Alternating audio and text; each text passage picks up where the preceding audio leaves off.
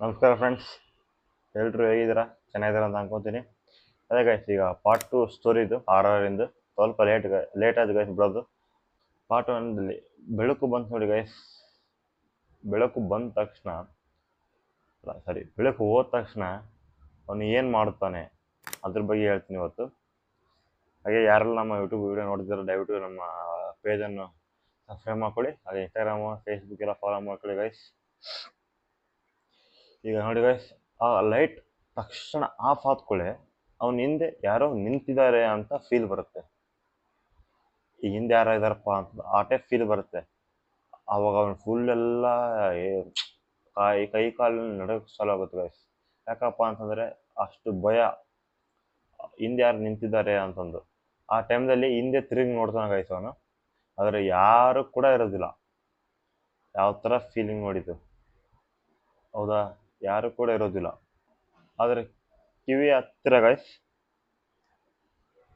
ಮತ್ತೆ ಆ ಧ್ವನಿ ಕೇಳಿಸುತ್ತೆ, ಇನ್ನು ನೀನು ನೀರು ಕೊಟ್ಟಿಲ್ವಾ ಅಂತಂದು. ಯಾವ ಥರ ನೋಡಿದ್ದು ಅವನು ಫುಲ್ ಇನ್ನೂ ಭಯ ಚಾಲು ಆಗುತ್ತೆ ಗೈಸ್. ಇನ್ನೂ ನೀರು ಕೊಟ್ಟಿಲ್ವಾ ಅಂತಂದು ಮತ್ತೆ ಧ್ವನಿ ಕೇಳುತ್ತೆ ಅದು.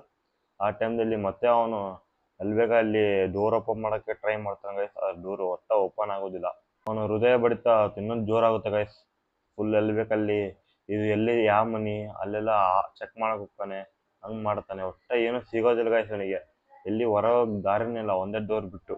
ಹಾಗೆ ಹೊರಗೆಲ್ಲ ಅಂದರೆ ಹೊರಗೋಕ್ಕೆ ಪ್ರಯತ್ನ ಪಡುವಾಗ ಗೈಸ್ ಅವನು ಒಂದು ಮಿರರ್ ಕನ್ನಡಿ ಅನ್ನು ನೋಡ್ತಾನೆ. ಆ ಮಿರರ್ ನೋಡಿದಾಗ ಆ ರಿಫ್ಲೆಕ್ಷನ್ ಕೊಡುತ್ತಲ್ಲ ಗೈಸ್, ರಿಫ್ಲೆಕ್ಷನಲ್ಲಿ ಮುಖ ಮಾತ್ರ ಇವಂದು ನಮ್ಮ ಫ್ರೆಂಡಿದ್ದು.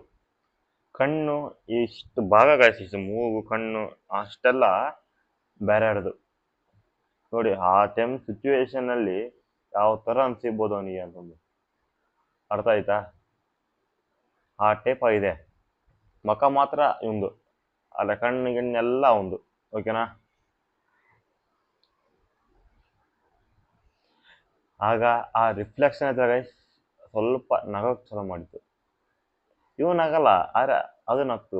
ಅಂದರೆ ದವ್ವ ಅಲ್ಲಿ ಒಂದು ಹೆಣ್ಣಿತ್ತು ಅಂತಲ್ಲ ಗೈಸ್, ಅದು ನಗೋಕ್ಕೆ ಚಾಲು ಮಾಡಿತ್ತು. ಇನ್ನೂ ಫುಲ್ಲು ಭಯ ಆಗೋ ಚಾಲು ಆದ ಗೈಸ್. ಈಗ ನೋಡಿ ನಿಜ ಆಟ ಸ್ಟಾರ್ಟ್ ಆಗಿದ್ದು.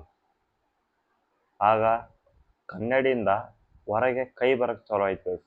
ಹೆಂಗಪ್ಪ ಅಂತಂದರೆ ಹಿಂಗೆ ಒಂದು ಕೈ ಯೋಚನೆ ಮಾಡಿ, ಕನ್ನಡಿಯಿಂದ ಹೊರಗೆ ಬಂತು ಅಂದರೆ ಕನ್ನಡಿ ಪೀಸ್ ಆದಂಗೆ ಹಿಂಗೆ ಹೊರ ಬಂತು ಗೈಸ್ ಕೈ.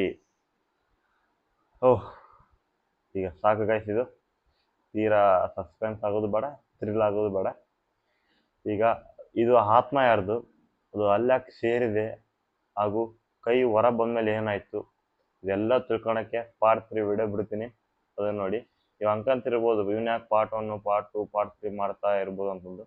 ಅದು ಇನ್ನೊಂದು ನಿಮಗೆ ಥ್ರಿಲ್ ಹೆಚ್ಚಿಸುತ್ತೆ ಅಂತ ನನ್ನ ಅನಿಸಿಕೆ. ಅದಕ್ಕೋಸ್ಕರ ಪಾರ್ಟ್ 3ಯಲ್ಲಿ ಬಿಡ್ತೀನಿ. ಅಲ್ಲಿವರೆಗೂ ವೇಟ್ ಮಾಡಿ ಗೈಸ್.